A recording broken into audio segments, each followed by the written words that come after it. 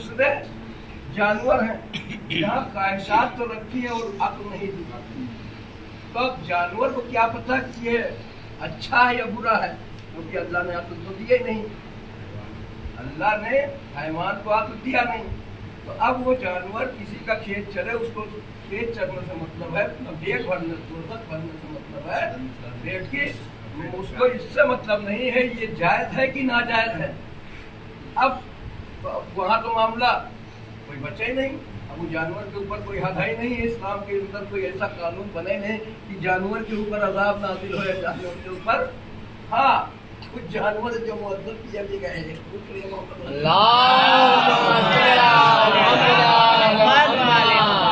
यानी जानवर जिसके ऊपर शरीयत में कोई हद नहीं है, वो भी अगर जमल में हक के खिलाफ किसी बातिल को अपनी पुष्प पे सवार करके ले आए तो वो भी मुअद्दब किया जाता है। हम ऑर्केस्ट्रा जला के खाकस्ता कर देते हैं। मोहम्मद वाले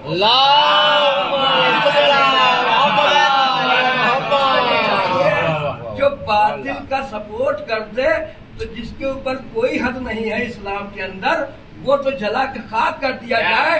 और जिस इंसान किसी इंसान बातिल को सपोर्ट करे और किसी अली के मुकाबले में किसी गैर को सपोर्ट करके आए, तो अल्लाह उसे कैसे छोड़ देगा, इसे किस आजाद कर दे कि चलो छोड़ दे।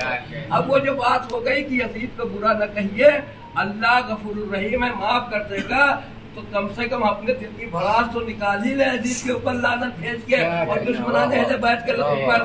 क्योंकि मुफ्ती को ये तो पता है कि अल्लाह गफूर रहीम है, यजीद को माफ कर सकता है, बुरा न कहो। तो जब अल्लाह यजीद जैसे गुनहगार को माफ कर सकता है, तो हमको क्यों नहीं माफ कर सकता है? तो कम से कम वहाँ माफी तो पहले यहाँ दुनिया में जो अहले बैत का दुश्मन है उसको तो लानत तो भेज के अपने दिल की मोहम्मद वाले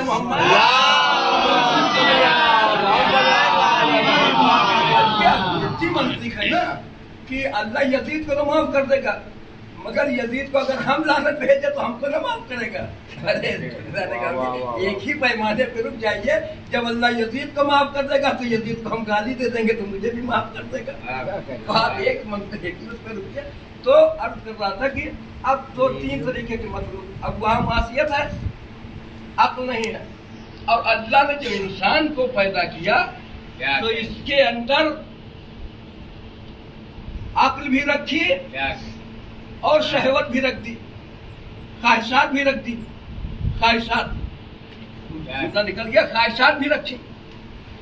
अब यही इंसान अगर अपनी अक्ल पे भरोसा करके, क्योंकि अल्लाह ने सबसे पहले अक्ल को खल्क किया और अक्ल से कहा आगे बढ़ तो अक्ल आगे बढ़ी, अक्ल से कहा पीछे हट तो अक्ल पीछे बढ़ी।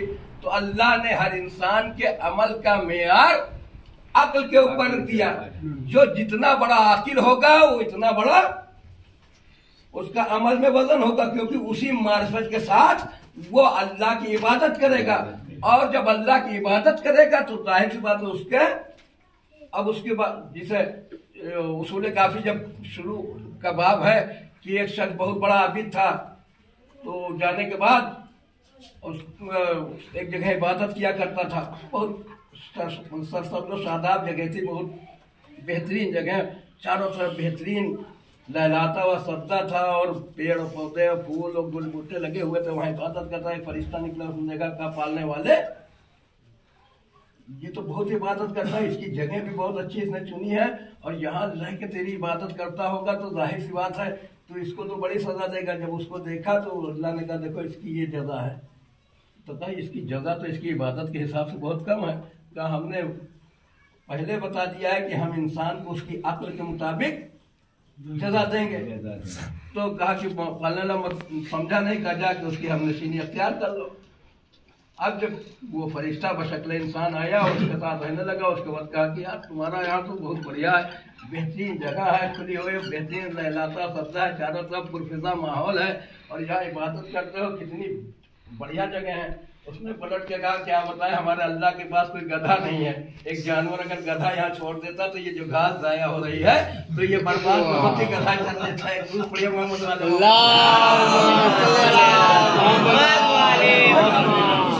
शुरू में है तो कहा कि देखो इसकी अक्ल यहाँ तक पहुंची है, ये अभी नहीं पता चला कि अल्लाह ने कोई शय बेकार नहीं पैदा की है। यहाँ गधा नहीं मालूम नहीं कितने और हशरातुल अर्ज का रिज्क इसी में मौजूद हो जिस जगह पे यह मौजूद है, मगर इसको ये मार्फत नहीं है। इसीलिए इसका हक, जितनी इंसान की मार्फत बढ़ती जाती है उतना अमल का वजन बढ़ता चला जाता है। इसीलिए अज़ीज़ान गिरामी पूरी जिंदगी की इबादत एक तरफ होती है और मार्फत के साथ किया हुआ सजदा एक तरफ होता है। मोहम्मद वाले मोहम्मद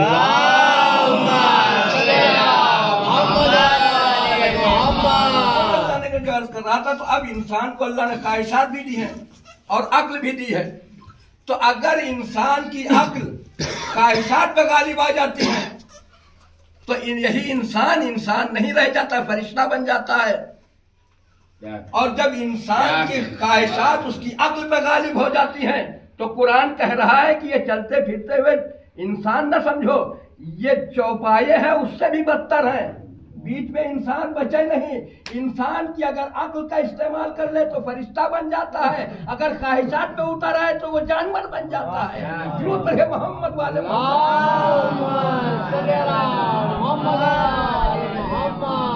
और यही इंसान है जो मेराज की मंजिलों को अपनी जूतियों से रौंद देता है।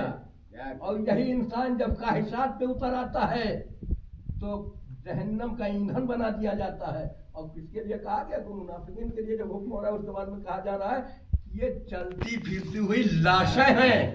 अब आप समझिए, हम क्या लाश का क्या तस्वीर करते हैं कि इंसान मर गया और जब मुर्दा हो गया तो वो लाश बना। कुरान कह रहा है कि चलने भी ये चलती फिरती हुई लाशें कौन? दुश्मनाने, और ये सब दुश्मनाने अहले बैत के लिए है।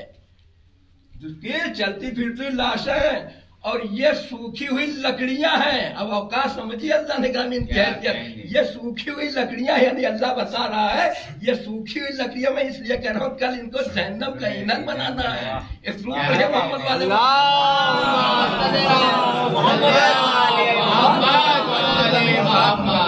अच्छे मुहर्रम है, उसके बाद भी कई मजलिसें, वक्त काफी हो चुका है।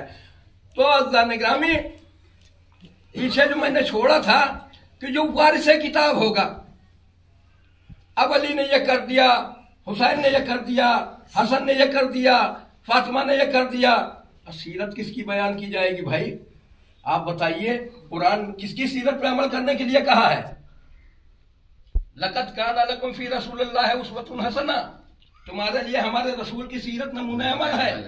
अब रसूल रिसालत को अगर तुम समझ लेते तो ये सारे मामला पैदा न होते, क्योंकि अली कह रहे हैं, रसूल कह रहे हैं याद। एक तो वो हदीस, अच्छा कुरान के अंदर क्या है?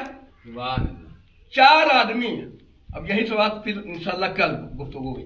4 आदमी, अबी औजा, अबू साकिब देसानी, अबी मकना और अब्दुल मलिक बसरी, ये 4 आदमी दुश्मनाने दीन, ये जिंदीक, काफिर। जाहिर सी बात है जो कुरान का मुखालिफ हो जाए वो काफिर ही तो होगा। और जो कुरान के लिए हुक्म है कि अगर इसके एक नुक्ते में इंसान ने शक कर लिया वो दायरे इस्लाम से खारिज हो जाएगा, उसका फिर इस्लाम से कोई लेना देना नहीं है। कोई देर एक नुक्ते के ऊपर किसी इंसान को शक हो गया कुरान के तो वो दायरे इस्लाम से खारिज हो जाएगा। जो कुरान सामित के एक नुक्ते पे शक कर ले वो तो दायरे इस्लाम से खारिज हो जाए, और जो कुरान नातिक के घर को जला दे वो इस्लाम में रजी अल्लाह बनेगा।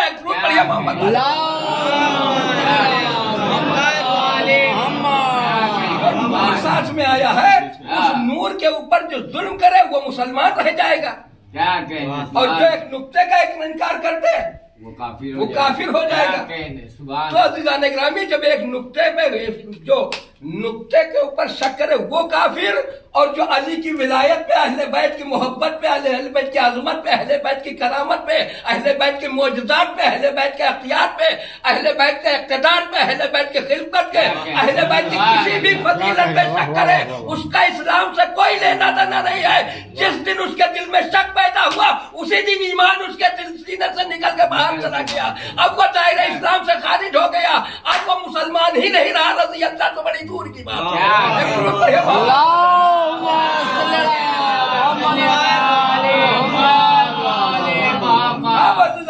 कुरान अब ये 4 जिंदगी एक जमा हुए, कहा कोई आम जगह पे नहीं, काबे के अंदर। कल अर्ज किया था कल की मजलिस में कि एक सूरा एक आज लटका दिया गया तो सबके सबके कसीदे उतर गए, जवाब नहीं था, कोई किसी के पास जवाब नहीं था। अब कुरान रसूल का मौजूदा है, रहती दुनिया तक कयामत तक कुरान मौजूदा है, था है, रहेगा। न इसका कोई जवाब ला पाया था, न ला पाया है और न कयामत तक ला पाएगा। ये कोई हमारी खिताबत नहीं है, ये मैं अपनी तरफ से अर्ज कर रहा हूँ। ये चार आदमी बैठे काबे में, अभी मतना, अबू साकिर देसानी, इब्ने अबी औजा, अब्दुल मलिक बसरी, ये चारों जिंदगी बैठे हुए मशवरा कर रहे थे और मशवरा किया कि चलो कुरान का दावा है कि ये मौजूदा है और इसका कोई जवाब नहीं ला सकता, तो ऐसा कर रहे हैं हम इसके 4 हिस्से कर दे रहे हैं और एक हिस्सा अभी वो तो छोड़ ही दिया कि कुरान के साथ हुआ क्या। अरे कुरान तो बाद वफात पैगंबर जानशीन पैगंबर ने कसम खाई कि जब तक अली कुरान को जमा न कर लेगा तब तक रिदा दोष में न डालेगा, और कुरान को अली ने जमा किया और इधर 4 साल के 20-18 साल के लड़के को जमा कुरान कमेटी का सदर बनाया गया। जो अज़ीज़ान गिरामी कुरान की काफ से वाकिफ नहीं था वो कुरान जमा करवा रहा था और वारिस कुरान का कुरान न लेके उसका कुरान लिया गया। वो पूरा एक अलग बहस है, उसकी तरफ नहीं जाना है। तो कुरान के साथ तो ये खिलवाड़ हुआ है। अरे अज़ीज़ान गिरामी मैं सुहेल भाई के पास जाऊं कि मुझे ये इमाम बाड़ा बनवाना है, सुहेल भाई ने कहा कितना रुपया चाहिए, हमने कहा इसमें कम से कम आप खुद अंदाजा लगा लीजिए। इंजीनियर बताया 5 लाख लगेगा, इन्होंने कहा ठीक है तुम बनवाना काम शुरू करो, हम ऑर्डर दिए दे रहे 5 लाख रुपया की ये ले चुक और जाके मुझे कैश लो और ले जाके जब तुम गिट्टी लाओ, मोरंग लाओ और ईटा भट्टा भेज रहे हैं, सब बनना शुरू हो गया। मैं न जान के मैंने कहा असलम जमा इमाम बाड़ा बनवा रहा, 500 हम दे देंगे, नक्कन भाई का 1000 ये दे देंगे, जियो भाई 2000 हम देंगे, मियाँ 500 हम देंगे। हमने कहा यार सुहेल भाई आप कितना पैसा दें, आप 5 लाख लगता है 10 लाख देंगे, हम आपसे न लेंगे, हम चंदा मांग लेंगे। तो अल्लाह ग्रामीण दुनिया मेरी अकल पे हंसेगी या किसी दूसरे ने कुरान का चंदा मांगना तो गवारा किया, मगर सवाल से कुरान लेना गवारा था।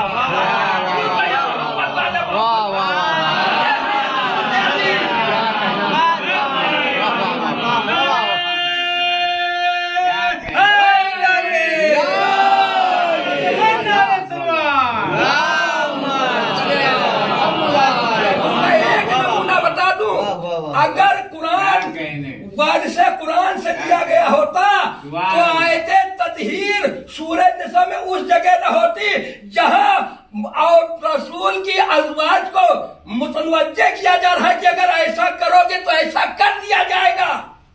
वहां आयत ततहीर न की जाती, आयत ततहीर अपनी असली मकाम पे होती। आप समझे, ऐसे तमाम आयत तहरीर तो नहीं, मगर कुरान में तरतीब में तो हेर फेर हो गई, जाहिर सी बात है। कोई आयत कहीं नाजिल हुई थी, कहीं नाजिल हुई थी, कोई कहीं नाजिल हुई थी, मगर है कहाँ, कुरान में कहीं मौजूद है।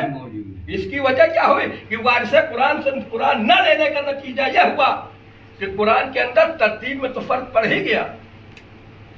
तो अब वारिसे कुरान का दामन छोड़ने का नतीजा, उस नूर का दामन छोड़ने का नतीजा क्या हुआ कि जाहिर सी बात है उस नूर से अगर किताब ली गई होती तो आज दुनिया का कोई मसला न होता। अब कैसे लोग थे, अल्लाह का बनाया हुआ वारिस कर, मैंने आपसे किया था, जाहिल नहीं होगा, बुज़दिल नहीं हो सकता, गुनहगार नहीं हो सकता।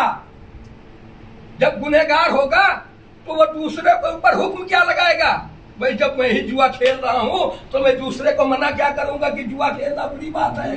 जब मैं ही शराब पीऊंगा और आप मुझे अपना हाथी रहबर मान रहे हैं तो मैं दूसरे को क्या कहूंगा कि शराब पीना बुरी बात है।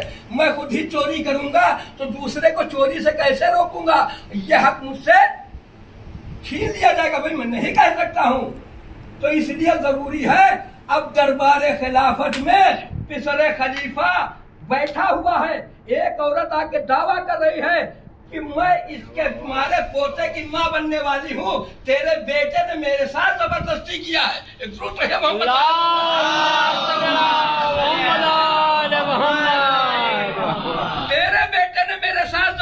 कुर्सी क्या कौन है? खलीफा ज़ादा है।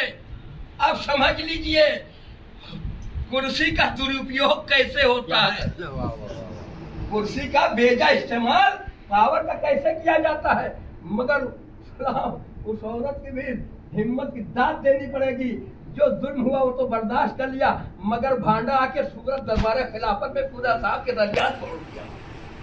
बात को सुलटा लिया जाता, अगर बात सीधे होते तो ये तारीख में यही ना बात है। जाहिर बात है जब इतना सब घोटाला किया जा चुका तारीख में, तो ये तो मामूली सी चीज थी। अब जब आके उसने कहा तो अब खिलाफत के हाथ से तो तोते उड़ गए। अब जाहिर हो मजमे के दरमियान अगर अपनी इज्जत को बचाना है तो कोई तो हुक्म देना ही पड़ेगा। हुक्म दे दिया कि कोड़े मार दिए जाए। अच्छा कोड़े मार दिए गए तो बस खलीफा का बेटा उठ के खड़ा। अच्छा घर की बात घर वाला ज्यादा बेहतर जानेगा कि पड़ोस वाला जानेगा कि हम बस्ती वाले जानेंगे। कहा कि मुझे कोड़ा वही मार सकता है जो इन जुर्म से पाकमुनज़्ज़ह हो, जिसने गुनाह न किया हो।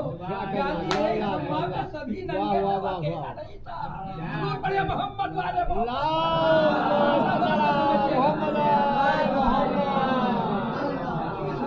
सभी नंगे थे, उसमें बचा कोई नहीं था। अब जब हुआ तो कहा ठीक है। अब सब खामोश बैठ गए। अब जाहिर बात अगर जो उठता तो बता देता कि तुम उठ रहे हो, फला दिन याद है तुमको वहाँ। बाप भी सरेंडर हो गया, बाप भी हाथ समेटे बैठा है। अगर बाप भी बोल दे तो धरे दरबार में किरदार की धज्जियां उड़ा दे बाप के बेटा।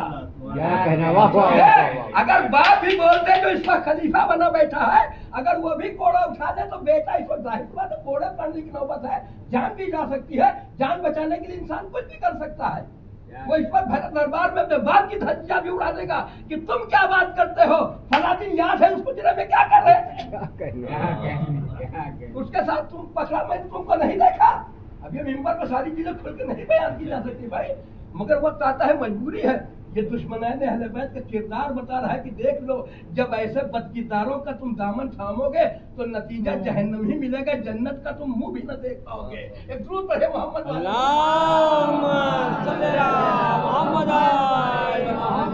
फिर क्या हुआ? फिर क्या हुआ? पूरे दरबार में सन्नाटा बस फैला हुआ है। अच्छा वहां पे एक आदमी की ड्यूटी हमेशा रही, जब से रसूल मरे खिलाफत छीनी, जनाब सलमान की ड्यूटी हमेशा लगी रही।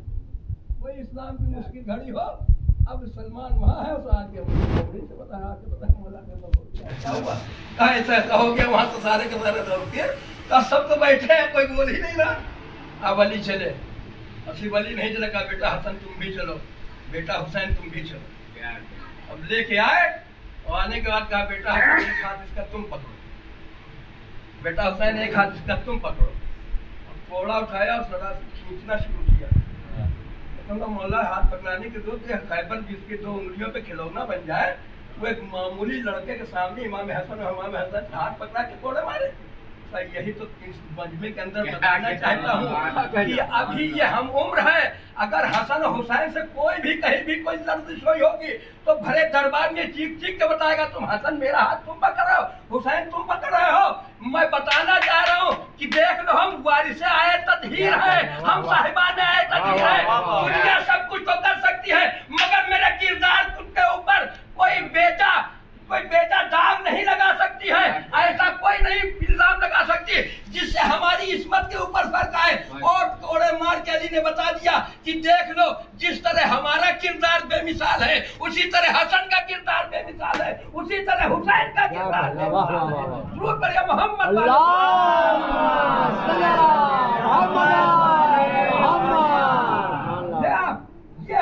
यह इस्लाम की तस्वीर। मैंने कल अर्ज किया था इस्लाम किस किस दौर से गुजरा है। अब बस आखिरी बात और खत्म रब्त मसाइब। ये चारों जिंदगी बैठे हुए मशवरा किया कि हम कुरान को 4 हिस्सों में बांटते हैं, और ये जो दावा कर रहा है रसूलुल्लाह दावा करके चले गए हैं, हम इसको झूठा साबित कर देंगे। नौजुबिल्लाह कोशिश तो पूरी की गई ना, अल्लाह ने गिरामी अब अली के मुकाबले में जानशीन बना दिया, मगर अब क्या करे, लौला लौला चीखता रह गया और उसको तारीख को लिखना पड़ा। तो ये अब उनकी बदकिस्मती है, हमारा क्या लेना देना। हमारे अली की तो तारीफ हुई तो हम तब भी खुश थे, हम अब भी खुश हैं। तो वो सारी चीजें एक साथ तो बयान नहीं हो सकती हैं। मतलब एक चीज बयान तो दूसरी जहन में आने लगती है। अब ये मिंबर के अहले बैत का सदका है, दूर पड़े मोहम्मद वाले मोहम्मद।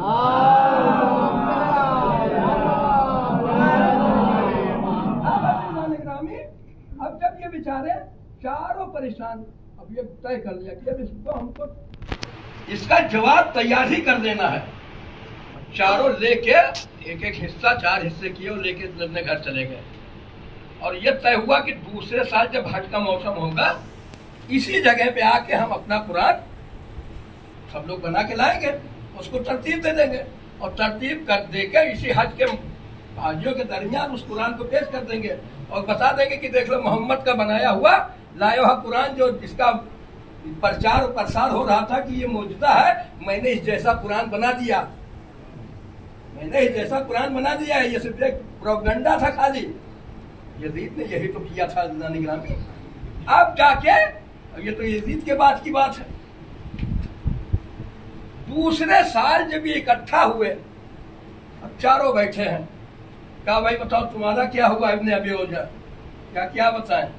जैसे कुरान खोला इस आयत तक पहुंचे थे और इस आयत को देखा तो कुछ समझ ही नहीं आया, इस आयत का मतलब नहीं निकाल पाए, उसका मैं बदल क्या बना के तैयार करता ही, जैसी आयत ही नहीं बन पाई। उसी एक आयत पर साल भर अटके रहे और दूसरे आगे जाने की नौबत ही नहीं है। तुम बताओ, ये जो आयत थी कि जब बरादरान यूसुफ से मायूस हो गए तो किनारे खड़े होकर मशवरा करने लगे। अब क्या मशवरा करने लगे उसके आगे तो समझ में नहीं आया, उसी एक आयत पे अटके रह गए साल भर, उसी एक आयत का जवाब नहीं बना पाए। तो अब आगे कुरान का जो एक पूरा हिस्सा था उसका क्या होता। तीसरे से पूछा, उसने भी कहा कि इस आयत पे पहुंचे और ये आयत जो पढ़ी तो उसके बाद में इस आयत के बाद मुझे कुछ समझ ही नहीं आया और आगे कुछ काम हो नहीं पाया। चौथे से पूछा तो उसने भी यही जवाब दिया कि इसी आयत पे हम अटक गए और इस आयत के आगे हम बढ़ ही नहीं पाए, तो हम जवाब क्या तैयार करते।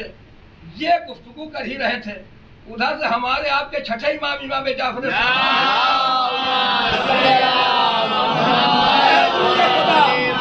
इसको किताब के साथ भेजा है ताकि इमाम सादिक निकले और निकलने का अब यहाँ पे बस इम्तिहान है आपका। जैसे ही इमाम ने देखा इनकी शक्लों को, देखने के बाद कहा कि कुरान की आयत पढ़ना शुरू किया कि अगर जिन्नात और इंसान मिलके इस किताब का जवाब एक दूसरे के मुआविन हो जाए, मददगार हो जाए, जिन्नात और इंसान, और इस कुरान का बदल तैयार करना चाहे तो जिन्नात और इंसानों की जिंदगियां खत्म हो जाएंगी, मगर कुरान जैसा कोई दूसरा कुरान न बन पाएगा।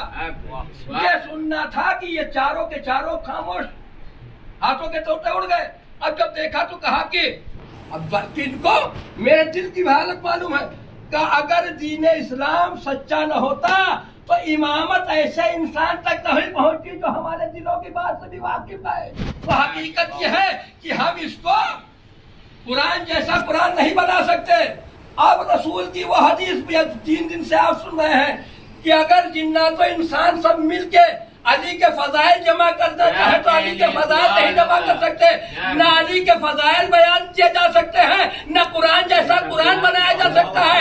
अपने हैसियत से कुरान अलग नौइयत रखता है। कुरान लाजवाब है, जिस तरह कुरान लाजवाब है उसी तरह वारिस कुरान लाजवाब है। मोहम्मद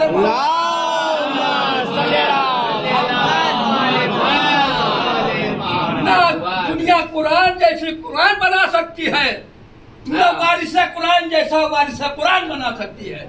क्या कहेंगे, बस भी आगे के ऊपर इंशाल्लाह कल इसी दीन को बचाने के लिए मजलूम करबला कुरान और शरीयत और वहदानियत और रिसालत और अंबिया की नबूवतों को बचाने के लिए मजलूम करबला के मैदान में 2 मुहर्रम को पहुंच गए। अभी आप सुना आपने कि हुर के रसाले को मौला ने पानी पिलाया। पानी पिलाने के बाद 9 मुहर्रम की जब दिन गुजर रहा था तब कूफे से नामा पर आया और आके उबैदुल्लाह से कहा कि हुसैन से या तो बैत ले ले ये ताखीर न कर, फौरन हमला करके और हुसैन को कत्ल कर दे। लश्कर को हुक्म किया, लश्कर हरकत में आया। मजलूम करबला अपने भाई अब्बास को बुलाया, भाई अब्बास जाओ, इसे एक शख्स मोहलत दे। हबीब बिन मुताहिर साथ साथ है उनके का नसाब, और आपका अब्बास गए और कहा कि माता ने कहा एक शख्स के लिए ठहर दो, ये हमारी ज़िंदगी की आखिरी रात है, हम रात भर अपने परवरदिगार की हम हुसैना का इबादत करना चाहते हैं।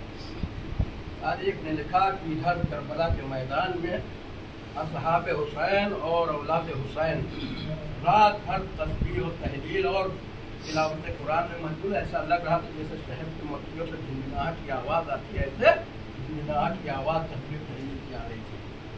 इधर इमाम हुसैन के लश्कर का यह आलम था, याद खुदा में अपनी ज़िंदगी की आखिर में सबको यकीन है कि मुझे शहीद कर दिया जाएगा, कत्ल कर दिया जाएगा। और कहने हुसैन के वफादार याद खुदा में पूरी रात काट रहे हैं।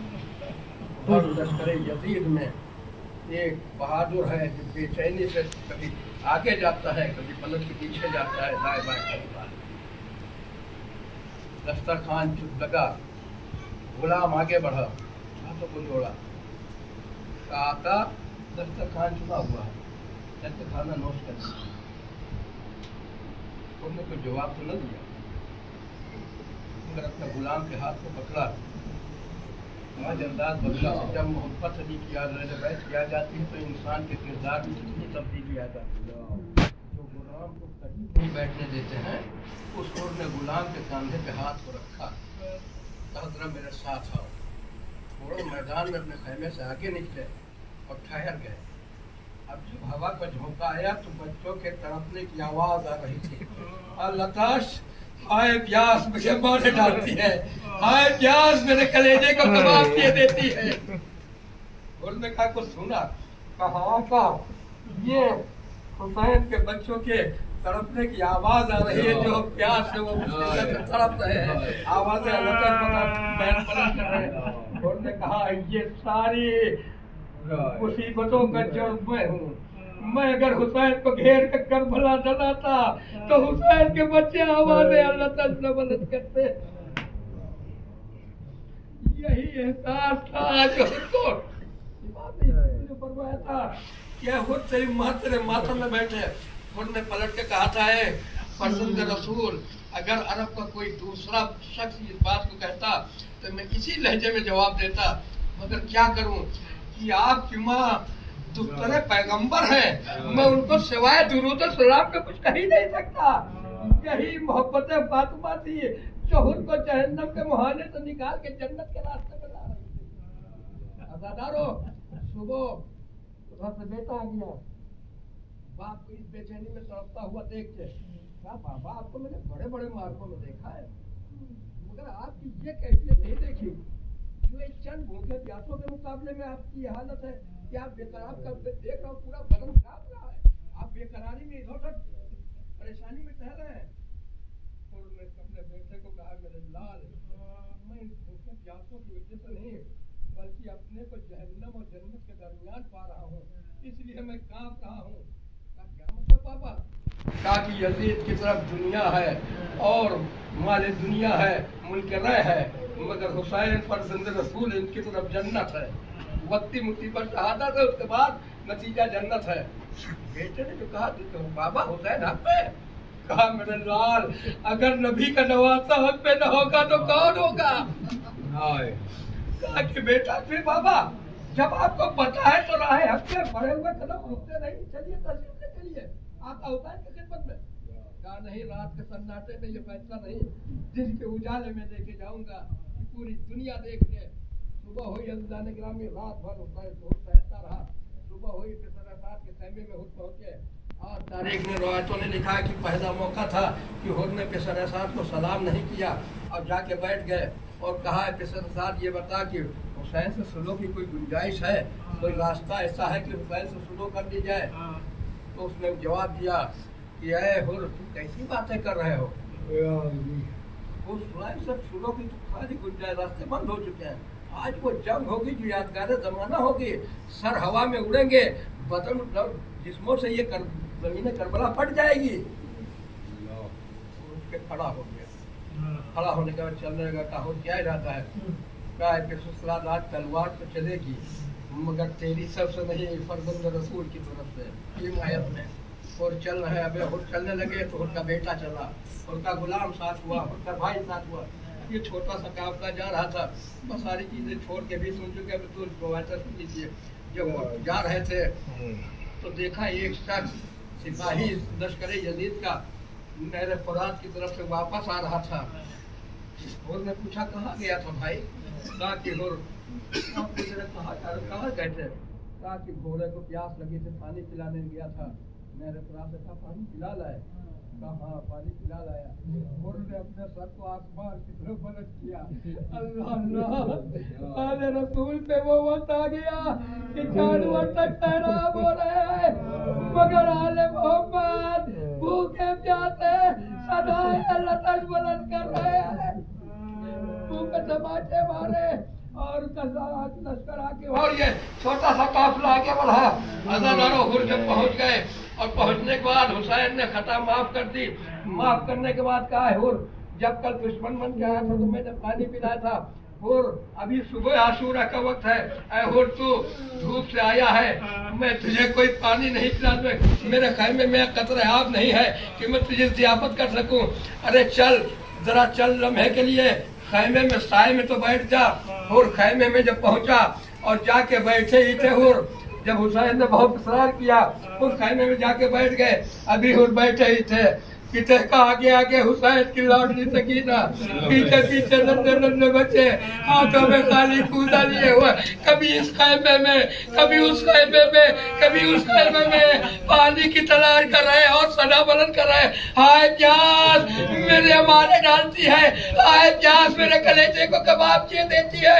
और ये मंजर देख के तड़प उठे। कहा ये मंजर मुझसे न बर्दाश्त हुआ। अज़ादारो जरा सोचिए बच्चों का मंजर, बच्चों की प्यास देखे और न बर्दाश्त कर सका। जरा सोचिए अब बाल जैसा जवान 3 दिन से इस मंजर को कैसे बर्दाश्त कर रहा होगा। हुसैन इस मंजर को कैसे देख रहे होंगे।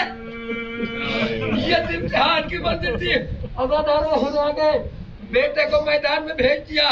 हुसैन हुर के बेटे की मैयत को लिया है।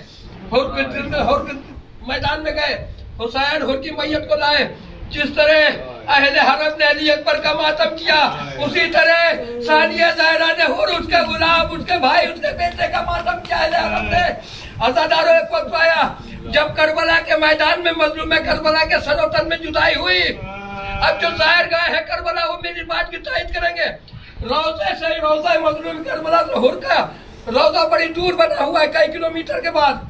वजह से अज़ादारो जब मजलूम करबला के सरोतन में जुदाई हो गई, पिछले साथ ने कहा अभी घोड़े से उतरना नहीं बल्कि नालबंदी की जाए और नवासे रसूल के लाशें को पामाल कर दिया जाए। लाशें रखी जाने लगी पामाल करने के लिए एक तरफ से। अब हुर के रिसाले वाले आगे बढ़े। 1000 के 2000 की रवायत है, कुछ में 1000 की कुछ में 2000 की कि हुर रिसाला लेके आया था। अब जो बचे थे सिपाही आगे बढ़े। कहा कि और पिछले साथ हुर हुसैन की तरफ चले गए।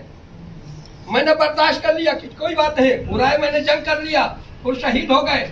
इधर सानिया ज़हरा में जल चुके हैं, बैठी हैं। साहब फिजा आगे बढ़ी, बीबी गजब हो गया।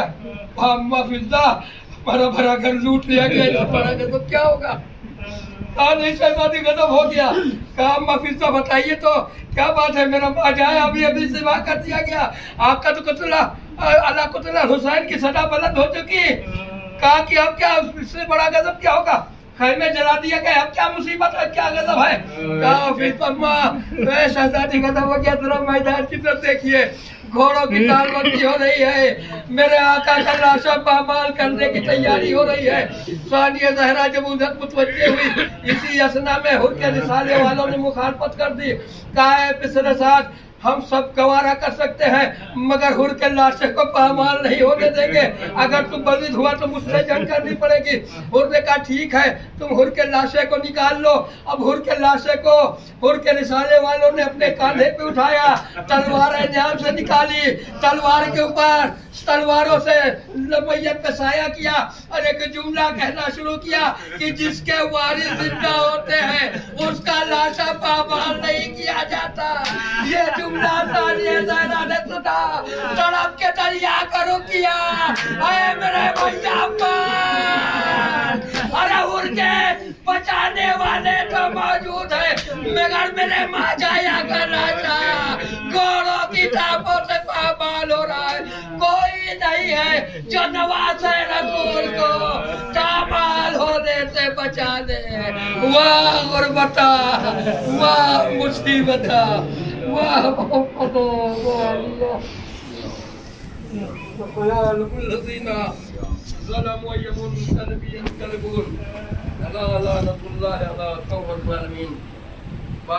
मेरी इबादत को कबूल फरमा ले।